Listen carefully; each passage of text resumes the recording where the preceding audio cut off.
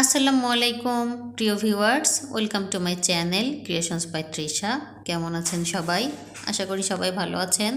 তো আজকে আমি আপনাদের সঙ্গে শেয়ার করছি আমার ছাদ বাগান থেকে তুলে আনা কিছু সবজি দিয়ে এবং ছোট চিংড়ি মাছ দিয়ে তৈরি একটি তরকারি।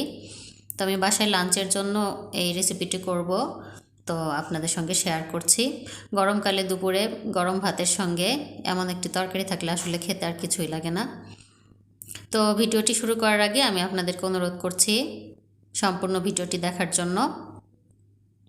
তা আমি প্রথমে চিংড়ি মাছগুলো একটু ভালোভাবে বেছে ধুয়ে পানি দিয়ে ঝরিয়ে নিয়েছি। তো আমি প্যানে তেল দিয়ে দিলাম, তেলে একটু পেঁয়াজ কুচি দিয়ে দিলাম। পেঁয়াজটা ভালোভাবে ভাজা হয়ে গেলে তারপর আমি মশলা দিব। তা আমি অনেক সময় পেঁয়াজের সঙ্গে চিংড়ি মাছটা একটু ভেজে নিয়ে তারপর রান্না করি। তো আজকে আমি চিংড়ি মাছটা পরে দেব। পেঁয়াজটা একটু হালকা ভেজে নিয়েছি। এখন এর মধ্যে দিয়ে দিলাম 1 চা চামচ জিরা বাটা এবং 1/2 চা চামচ রসুন বাটা। সাথে দিয়ে দিচ্ছি 1 চা চামচের একটু কম পরিমাণ হলুদ গুঁড়া এবং 1 চা চামচ শুকনা মরিচ গুঁড়া। আমার ছাদ বাগানে আমি পুঁই শাক, পটল এবং আরও কয়েকটি সবজি লাগিয়েছিলাম, ঢেঁড়স। তো সেগুলো তুলে এনে আজকে আমি তরকারিটা রান্না করব। নিজের বাসার তরকারি দিয়ে রান্না করলে আসলে টেস্টটাই অন্যরকম হয়। তো আমি তরকারিগুলো এভাবে কেটে নিয়েছি। চিংড়ি মাছ, যদি পুঁই শাক, মিষ্টি কুমড়া এই সবজিগুলো দিয়ে রান্না করা যায় তাহলে খেতে কিন্তু অসাধারণ লাগে। তো আমি এখন এর মধ্যে সবজিগুলো দিয়ে দিলাম। সবজিগুলো ভালোভাবে আমি নেড়েচেড়ে একটু মশলার সঙ্গে কষিয়ে নিব।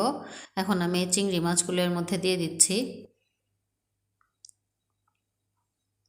আমি এখানে আলু, বেগুন, পটল, ঢেঁড়স ইউজ করেছি আর সাথে দিয়েছি পুঁই শাক।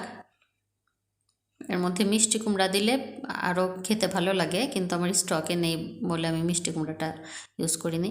তো এর মধ্যে আমি দিয়ে দিলাম লবণ স্বাদ মতো, ধনে গুঁড়া 1 চা চামচ।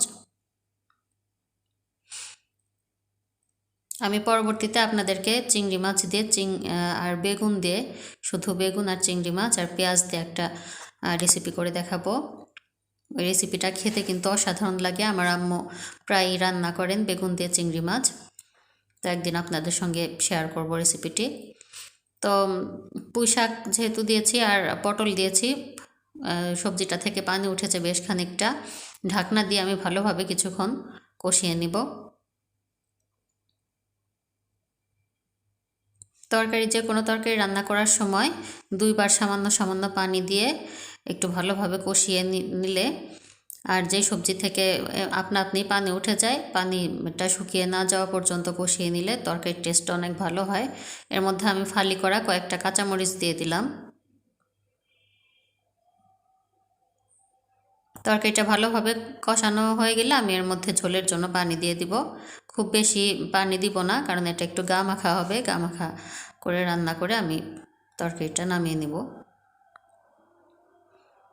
তার সামান্য আর একটু পানি দিয়ে দিলাম আমি। এই পানিটা দিয়ে কষিয়ে আমি ঝোলের পানি অ্যাড করে দেব। এখন আমি ঝোলের জন্য পানি দিয়ে দিচ্ছি। এই পরিমাণ পানি দিলাম। তরকারিটা সিদ্ধ হয়ে ভালোভাবে কুক হয়ে যাওয়া পর্যন্ত আমি অপেক্ষা করব ঢাকনা দিয়ে। তো মাঝারি আছে, আমি মিনিট 10 মতো তরকারিটা রান্না করে নামিয়ে নেব। তো ভিউয়ার্স, আমি 10 মিনিট রান্না করে নিয়েছি। আমার তরকারিটা কিন্তু একদম রেডি। তো এখন আমি পরিবেশন করব। আমার ভিডিওটি কেমন লাগলো আমাকে জানাবেন। তো চলুন পরিবেশন করা যাক। আমার চ্যানেলে আমি কচুরলতি দিয়ে চিংড়ি মাছের আরেকটি রেসিপি রেডি করে রেখেছি, আপলোড করা হয়নি আসলে। তো ওই রেসিপিটিও দেখার জন্য আপনাদেরকে আমন্ত্রণ জানাচ্ছি। তো ভিউয়ার্স, এই ছিল আজকে আমার চিংড়ি মাছ দিয়ে, আমার বাসার সবজি দিয়ে তৈরি রেসিপিটি কেমন লাগলো আমাকে জানাবেন। আপনারা এভাবে ট্রাই করবেন।